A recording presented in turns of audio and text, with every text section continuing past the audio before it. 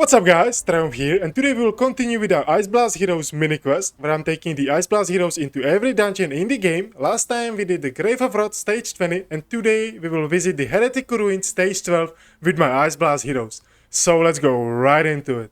Even when you feel low, you can still go. Even when you feel slow, you can still go. Alright guys, welcome to the Heretic Ruins stage 12, and this is my team. As you can see, I'm using Sagomir for tanking and debuffing, because he has attack penalty 2 on his ultimate and accuracy penalty 2. Also, I'm using the Witch Remains on him, so he will also inflict the defense penalty 2 on the boss and the hatchlings. Then for the shielding and damage reduction, I'm using Velocia. On her ultimate, she shields everyone and then put 30% damage reduction and control immunity for 10 seconds. And for the healing, I'm using Gillian, because on her ultimate, she does heal to everyone, this plus 1 debuff from them, and also puts the defense up 2 on everybody. And for damage, I'm using my Iceblast Heroes. I'm using Shinnok, crazy good Iceblast Hero. She will generate a lot of ice crystals, which will enhance her battle skill and ultimate skill of not only on her, but the other Iceblast hero, which is Baldila. And she's insanely good, like one of the best single target damage hero in the game, in my opinion. And I really love the Iceblast school, so that's why I'm using these guys. So that's the team. I will show you the skill timings, then we'll do the run, and after the run I will show you the builds. So let's go over the skill timings. So I'm using my Velocia at 18.5 seconds at 24 seconds recast, because the boss is at 24 seconds, that's why Velocia is at 24 seconds recast. And I want her cast the ultimate, after the boss spawns the 2 little phoenixes, the 2 nestlings.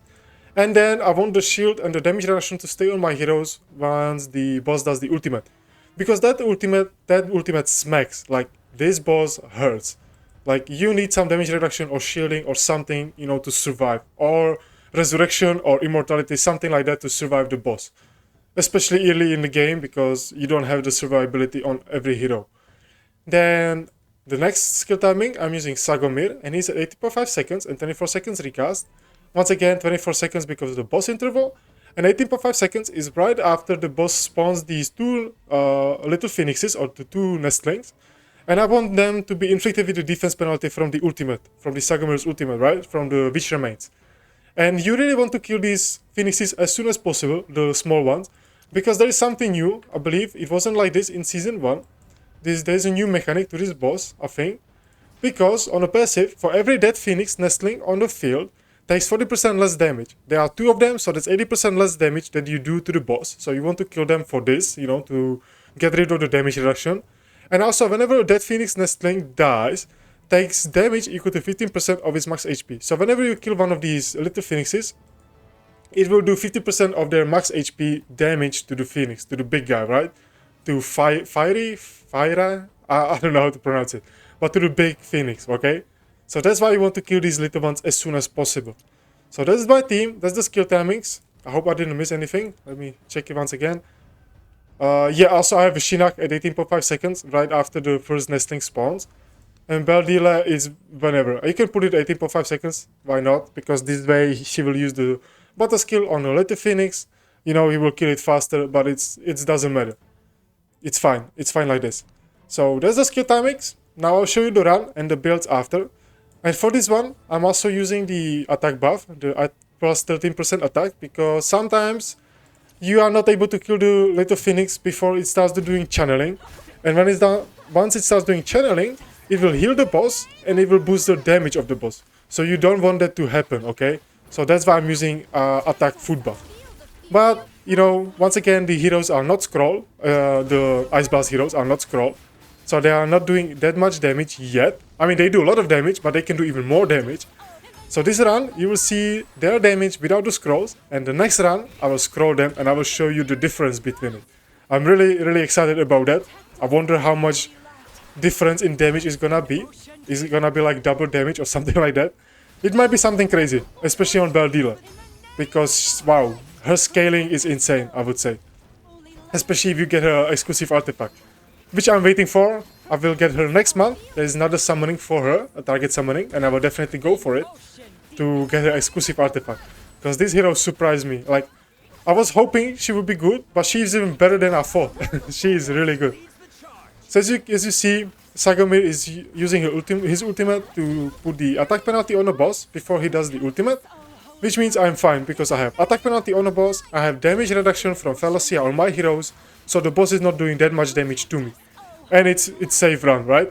I know this is not like a free-to-play run. This is far away from free-to-play. You know, 5 legendary heroes, and now I think only Gillian is free one. But I want to showcase my Iceblast heroes, okay? Like, I fell in love with this school, and I want to show this school in every freaking dungeon in the game. So that's why I'm doing this. Also, and if you have these heroes and you struggle on Heretic Ruins, definitely use them, because with them it's relatively easy to do. You know, you don't even need to scroll your DPS, so why not to use it, right? And it's still fine. The boss got +5 stacks on the attack up, but that should be fine. That should be still manageable. So that's why I'm using the bonus food, you know, the bonus damage from the food.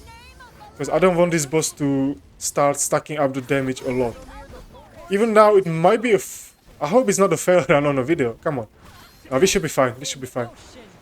Also, I'm using the Whisper of the Consume on Baldila, so she can execute the boss at 10% max HP. And that's pretty much it, yeah. So we have, what, 2 million HP left? 2.8 million HP left on the boss. So she needs to do, what, 700 more damage, and then we can execute the boss. With the ultimate, with the Baldila ultimate. But this should be the last interval, I think. Like 20 more seconds and we should be done. It's not a speedrun. As you can see, we are 30 minutes deep. And we still need to do 2 more million damage. So this is definitely not a speedrun. But it's a team that can do Heretic Ruins stage 12 relatively quickly. Relatively early on in the game, right? So that's very nice, you know, start farming your positive runes. The boss healed. Now it's at 3 million HP. That kind of sucks. I didn't want that to happen. So it, you know, slows the run a little bit. But now it should be done. Come on. Once we kill the little phoenixes, we should be fine. We should kill the boss. Come on, guys. We have 20 seconds left.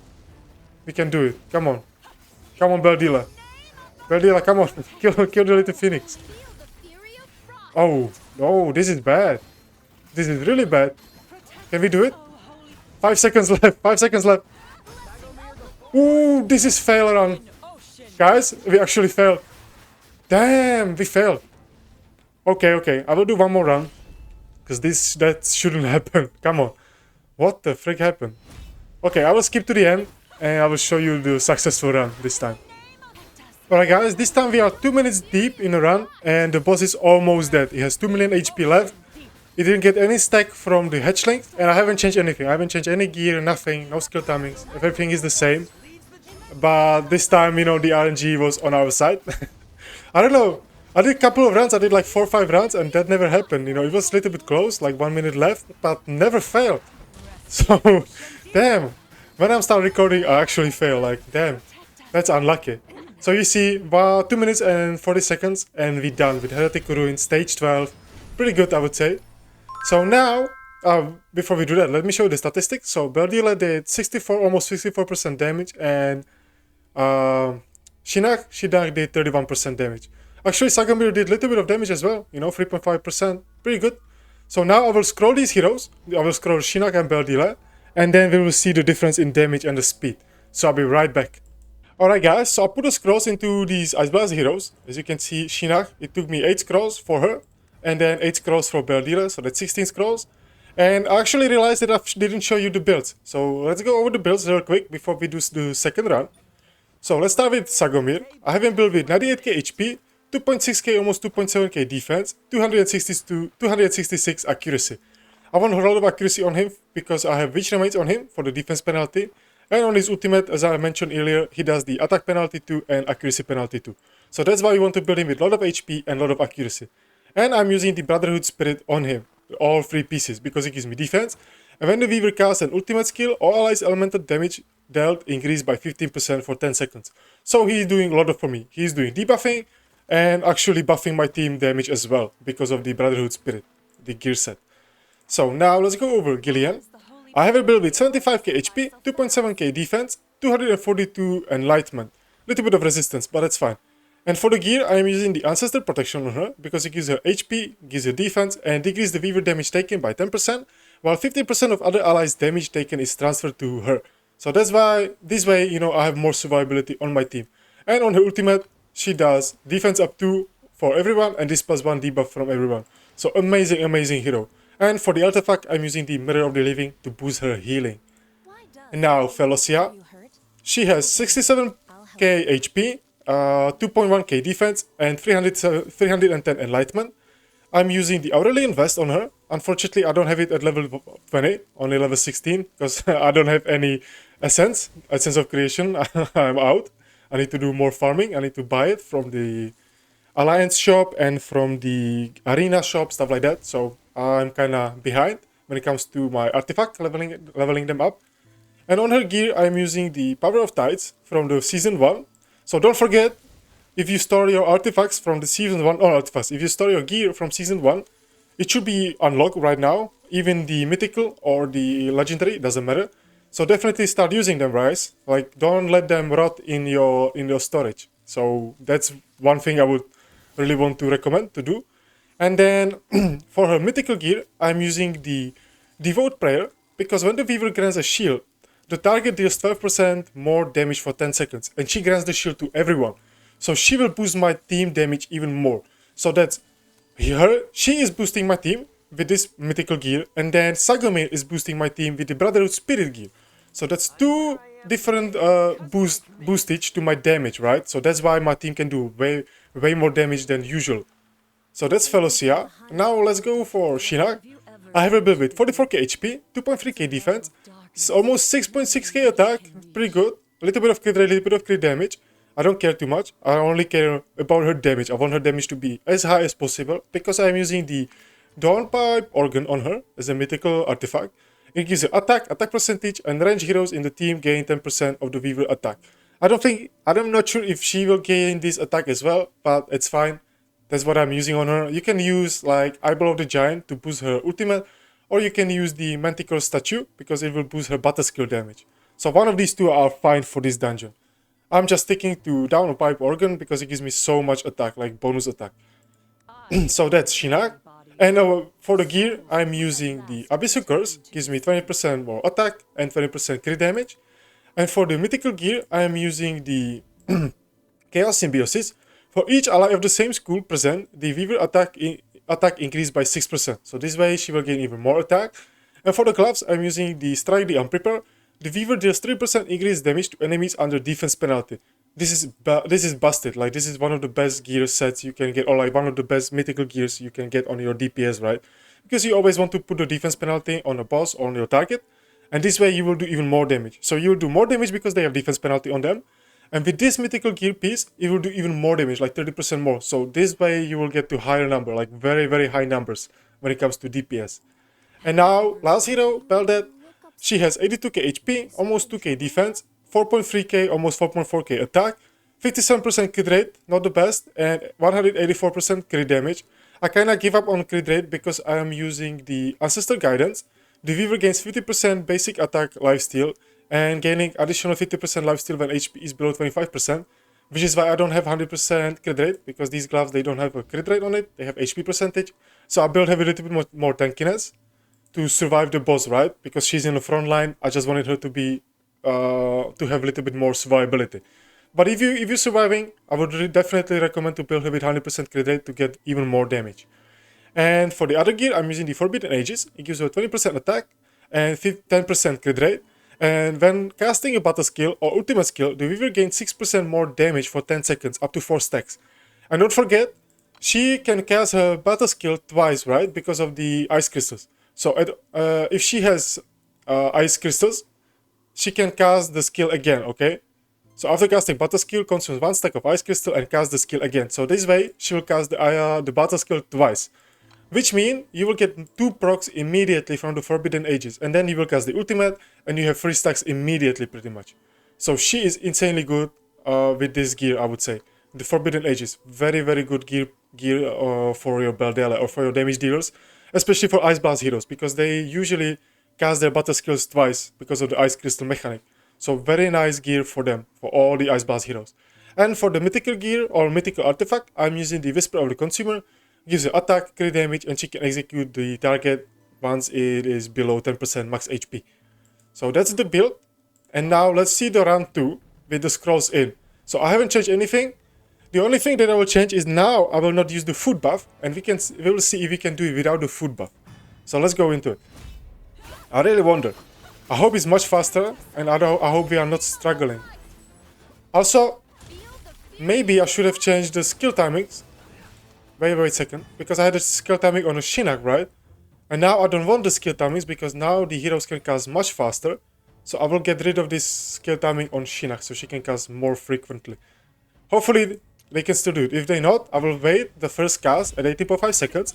Because this way, it's gonna be guaranteed that these Iceblast Heroes will cast their ultimate after the nestlings, the small phoenixes are in the game, or like they are reborn. And then this way, they will target them, right? So they will kill them immediately. But now they can cast way more frequently, so they should be fine.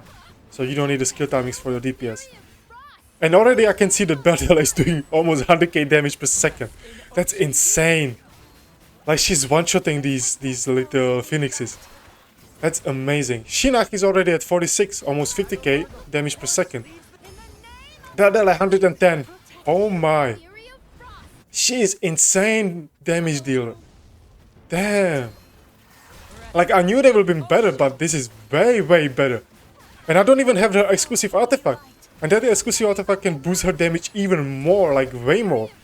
And it gives her crit rate, you know, it gives her attack and a crit rate, so it's gonna be even easier to build her with 100% crit rate. Wow, I can't wait, guys, I can't wait. I know there's a target summoning for her next month, and I'm saving my Heliodices or my Vilmero for that one. Because I definitely want to get her exclusive artifact. Like, I fell in love with these guys, like these Iceblast Heroes. Like, that's one of the best schools in the game right now, I would say. Or at least in my opinion, in Season 2, Iceblast Heroes are the GOATs. Like, damn, they are really good. Damn. She's one-shotting these birds. That's funny. Shinnok is now at 55k damage per second. Can she reach like 60? I don't think so. I think we'll execute the boss right now. Bardella? No. The boss will do... He gains invisibility when he revives the smaller birds. So we need to wait for it. And come on. Yeah, that's 2 minutes and 4 seconds. The previous run was kind of similar, I would say. I need to check it. I had a picture of it. I took a picture of it. The previous run was at 2 minutes and 38 seconds, and now it's 2 minutes and 4 seconds. So that's 34 seconds faster than the run without the scrolls. And I haven't changed any gear. The gear didn't change. All I changed is the scrolls in my DPS, right? The Shinnok and Bardella. Let's check their damage. So now Shinnok is doing 34%, and Bardella is doing 62.6%. So it's kind of similar to what we had before, you know. Shinnok was doing 31.4, now she's doing 34. And Bardella was doing 64, now she's doing 63.